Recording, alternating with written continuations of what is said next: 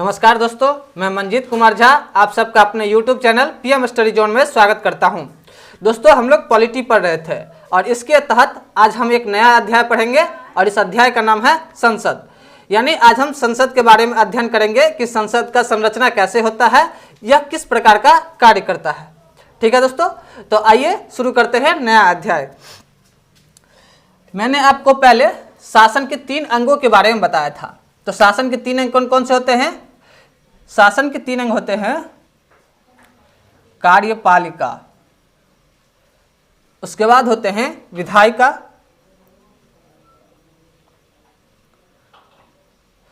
और फिर आते हैं न्यायपालिका। यानी ये जो 3 है ये शासन के अंग हैं। और इसमें हमने कार्यपालिका के बारे में पढ़ लिया है, केंद्र के कार्यपालिका के बारे में पढ़ लिया है। इसलिए आज से हम एक नया अध्याय जो विधायिका यानी संसद शुरू करने जा रहे हैं। विधायिका का अर्थ क्या है? संसद है। संसद का काम क्या है? तो संसद को पहले भारत में विधि निर्मात्री संस्था कहा जाता है। संसद को क्या कहा जाता है? विधि निर्मात्री संस्था। विधि निर्मात्री संस्था कहा जाता है।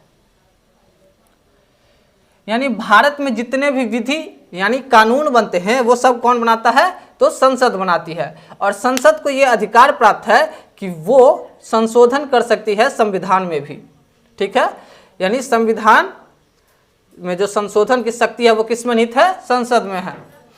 तो जब भी आपसे प्रश्न में पूछा जाएगा कि विधि निर्मात्री संस्था किसे कहा जाता है या फिर संविधान में संशोधन की शक्ति किसे प्राप्त है, तो हमारा जवाब होगा कि संसद को प्राप्त है। संसद के 3 अंग होते हैं।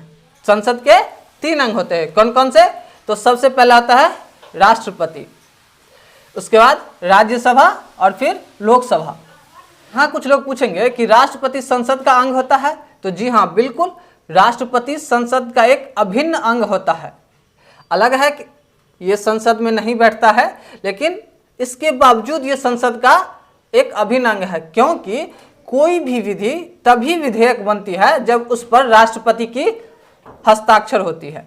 यदि राष्ट्रपति का हस्ताक्षर नहीं होगा तो वो विधेयक मान्य नहीं होता है। इसीलिए राष्ट्रपति संसद का एक अभिन्न अंग है। उसके बाद है राज्यसभा और लोकसभा। इसमें आइए दोस्तों पहले हम राज्यसभा के बारे में कुछ जान लेते हैं। राज्यसभा क्या होती है? राज्यसभा यानी उच्च सदन होती है। उच्च सदन। ब्रिटेन से हमारी संसदीय व्यवस्था ली गई है। तो ब्रिटेन में जो हाउस ऑफ लॉर्ड्स होती है, ब्रिटेन में जो हाउस ऑफ लॉर्ड्स होती है वही हमारे यहाँ क्या होता है? उच्च सदन होता है। ठीक है, उच्च सदन, और यानी चैम्बर 2 भी इसको कहा जाता है, बड़े लोगों की संस्था। ठीक है, राज्यसभा यानी उच्च सदन और इसको चैम्बर 2 भी कहा जाता है। राज्यसभा का जो गठन हुआ था वो कब हुआ था? तो राज्यसभा का पहली बार गठन 3 अप्रैल 1952 को हुआ था। राज्यसभा का पहली बार गठन कब हुआ था? 3 अप्रैल 1952 को। और इसकी जो पहली बैठक थी वो पहली बैठक 13 मई को हुई थी। 13 मई 1952 को राज्यसभा की गठन 3 अप्रैल 1952 और पहली बैठक 13 मई 1952 को हुई थी। दोस्तों, राज्यसभा में जो वर्तमान में अधिकतम संख्या निर्धारित की गई है, यानी राज्यसभा सदस्यों की जो अधिकतम संख्या निर्धारित की गई है वो है 250। यानी वर्तमान में राज्यसभा में इससे अधिक संख्या नहीं हो सकती है, और ये 1971 की जनसंख्या के अनुसार की गई है। यानी वर्तमान में राज्यसभा संख्या जो 250 हो सकती है वो 1971 की जनसंख्या पर आधारित थी, और इसको 2026 तक के लिए बढ़ा दिया गया है। यानी 2026 तक संसद में राज्यसभा के सदस्यों की अधिकतम संख्या 250 ही रहेगी। हालांकि वर्तमान में इसकी संख्या मात्र 245 है। वर्तमान में इसकी संख्या 245 है। ठीक है दोस्तों, एक चीज और मैं बताना चाहूंगा कि ये जो 250 हैं जो अधिकतम संख्या है इनमें 238 जो हैं ये भारतीय राज्यों या संघ शासित प्रदेशों से हो सकती हैं और 12 राष्ट्रपति द्वारा निर्वाचित हो सकती हैं। ठीक है, उसके बाद अभी वर्तमान में कितने सदस्य हैं, तो वर्तमान में 245 सदस्य हैं। वर्तमान में राज्यसभा में 245 सदस्य हैं। इनमें 225 जो हैं वो भारतीय राज्यों से हैं, 225 भारतीय राज्यों से हैं और 8 केंद्र शासित प्रदेश से हैं। इन 8 केंद्र शासित प्रदेश से जो हैं उनमें 4 जम्मू कश्मीर से, 3 दिल्ली से और 1 पुडुचेरी से है। इसके अलावा किसी भी संघ शासित यानी केंद्र शासित प्रदेश में राज्यसभा सदस्य या राज्यसभा सीट उपलब्ध नहीं है। उसके बाद राष्ट्रपति द्वारा 12 सदस्यों को मनोनीत किया जाता है जो कि अपने किसी भी पेशे के वरिष्ठतम व्यक्ति होते हैं। ठीक है, राज्यसभा का जो कार्यकाल होता है वो कितने वर्षों का होता है, 6 वर्षों का।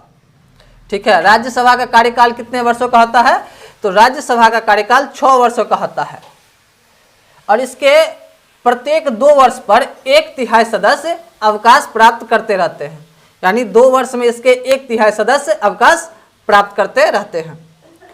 और इसकी सदस्यता के लिए जो न्यूनतम उम्र निर्धारित की गई है, यानी राज्यसभा सदस्य बनने के लिए जो न्यूनतम उम्र निर्धारित की गई है वो है 30 वर्ष। यानी अगर आप 30 वर्ष उम्र नहीं पूरा किए हुए हैं तो आप राज्यसभा सदस्य बनने के लिए योग्य नहीं हैं। और इसके अलावा एक और योग्यता है कि आप जिस राज्य से राज्यसभा सदस्य बनना चाहते हैं उस राज्य के किसी भी निर्वाचन क्षेत्र में आपका नाम दर्ज होना चाहिए। यानी जैसे कि आप बिहार से राज्यसभा सदस्य बनना चाहते हैं तो आपका नाम बिहार के किसी भी निर्वाचन क्षेत्र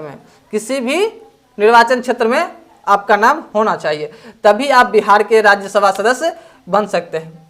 कहने का मतलब है कि अगर आपका नाम जैसे उत्तर प्रदेश के किसी चुनावी क्षेत्र में दर्ज है यानी निर्वाचन क्षेत्र में दर्ज है तो आप बिहार के राज्यसभा सदस्य नहीं बन सकते, आप केवल यूपी के राज्यसभा सदस्य बन सकते हैं।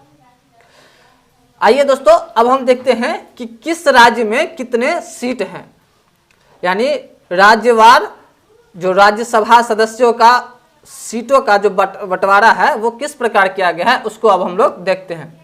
तो इस क्रम में जो सर्वाधिक सीट है वो यूपी में है। सबसे अधिक सीट कहाँ है, यूपी में है। कितना है, तो 31 सीट है। यूपी में राज्यसभा सदस्यों की कितनी संख्या है, तो 31 है। परीक्षा में बार बार ये प्रश्न आता रहता है कि सबसे अधिक जो राज्यसभा सदस्य है वो किस राज्य से हैं, तो 31 हैं और यूपी से हैं। उसके बाद है महाराष्ट्र में 19 और तमिलनाडु में 18। महाराष्ट्र में 19 राज्यसभा सदस्य हैं और तमिलनाडु में 18 हैं। उसके बाद बिहार और पश्चिम बंगाल में 16 राज्यसभा सीटें हैं। बिहार और पश्चिम बंगाल में कितने हैं, तो बिहार और पश्चिम बंगाल में 16 राज्यसभा सीटें हैं। उसके बाद है कर्नाटक में 12। कर्नाटक में कितना है, कर्नाटक में है 12। उसके बाद है मध्य प्रदेश, गुजरात और आंध्र प्रदेश। कौन कौन सा बोला मैंने, तो मध्य प्रदेश, गुजरात और आंध्र प्रदेश, इन तीनों राज्यों में क्रमशः 11-11 सीट हैं। ठीक है, यानी मध्य प्रदेश में भी 11 हैं, गुजरात में भी 11 हैं और आंध्र प्रदेश में भी 11 हैं। उसके बाद है दोस्तों उड़ीसा में कितने राज्यसभा सीट हैं, तो उड़ीसा और राजस्थान दोनों राज्यों में 10-10 राज्यसभा सीटें हैं। उड़ीसा और राजस्थान दोनों में 10-10 राज्यसभा सीटें हैं। उसके बाद केरल में है 9 राज्यसभा सीट। उसके बाद पंजाब, असम, तेलंगाना, इन तीनों राज्यों में 7-7 राज्यसभा सीटें हैं। पंजाब, असम और तेलंगाना तीनों में 7-7 राज्यसभा सीटें हैं। अब है झारखंड, जो कि हमारा पड़ोसी राज्य है, यानी बिहार का पड़ोसी राज्य है। इसमें कितनी राज्यसभा सीटें हैं, 6 राज्यसभा सीटें हैं। छत्तीसगढ़ और हरियाणा में कितने राज्यसभा सदस्य हैं, तो 5। छत्तीसगढ़ और हरियाणा में 5 राज्यसभा सीटें हैं। हिमाचल प्रदेश और उत्तराखंड, हिमाचल प्रदेश और उत्तराखंड। हिमाचल प्रदेश और उत्तराखंड में 3-3 राज्यसभा सीटें हैं। उसके बाद नागालैंड, मिजोरम, मेघालय, मणिपुर, त्रिपुरा, गोवा, सिक्किम और अरुणाचल प्रदेश। फिर से एक बार नाम ले लेता हूं। नागालैंड, मिजोरम, मेघालय, मणिपुर, त्रिपुरा, गोवा, सिक्किम और अरुणाचल प्रदेश। इन सभी राज्यों में केवल एक राज्यसभा सीट उपलब्ध है। इन 8 राज्यों में केवल एक राज्यसभा सीट उपलब्ध है। परीक्षा में बार बार ये प्रश्न पूछा जाता है कि कितने राज्यों में एक राज्यसभा सीटें हैं, तो आपका जवाब होगा 8। ठीक है, 8 राज्य कौन कौन से हैं? तो नागालैंड, मिजोरम, मेघालय, मणिपुर, त्रिपुरा, गोवा, सिक्किम और अरुणाचल प्रदेश। अब देखते हैं केंद्र शासित प्रदेश में किस प्रकार राज्यसभा सीटों का बंटवारा किया गया है। तो सर्वाधिक जो राज्यसभा सीट है वो कहाँ है? जम्मू कश्मीर में। पहले ये राज्य था लेकिन अब केंद्र शासित प्रदेश हो गया है, तो इसलिए सबसे अधिक जो राज्यसभा सीट हैं वो यहीं उपलब्ध हैं केंद्र शासित प्रदेशों में। उसके बाद दिल्ली में 3 राज्यसभा सीटें उपलब्ध हैं। उसके बाद दिल्ली में 3 राज्यसभा सीटें उपलब्ध हैं। और सबसे अंत में पुडुचेरी में केवल 1 राज्यसभा सीट उपलब्ध है। यानी राज्यों में 8 और केंद्र शासित प्रदेशों में 1 केंद्र शासित प्रदेशों में 1 राज्यसभा सीट उपलब्ध है। तो दोस्तों, इस प्रकार हमने आज संसद के बारे में समझा और राज्यसभा के विषय में कुछ बेसिक जानकारियां प्राप्त की है। उम्मीद करता हूं कि आपको ये जानकारी अच्छी लगी होगी और अच्छे से समझ में भी आई होगी। अगर इससे संबंधित आपके दिमाग में कोई समस्या उत्पन्न होती है तो आप हमें कमेंट के माध्यम से अवश्य पूछ सकते हैं।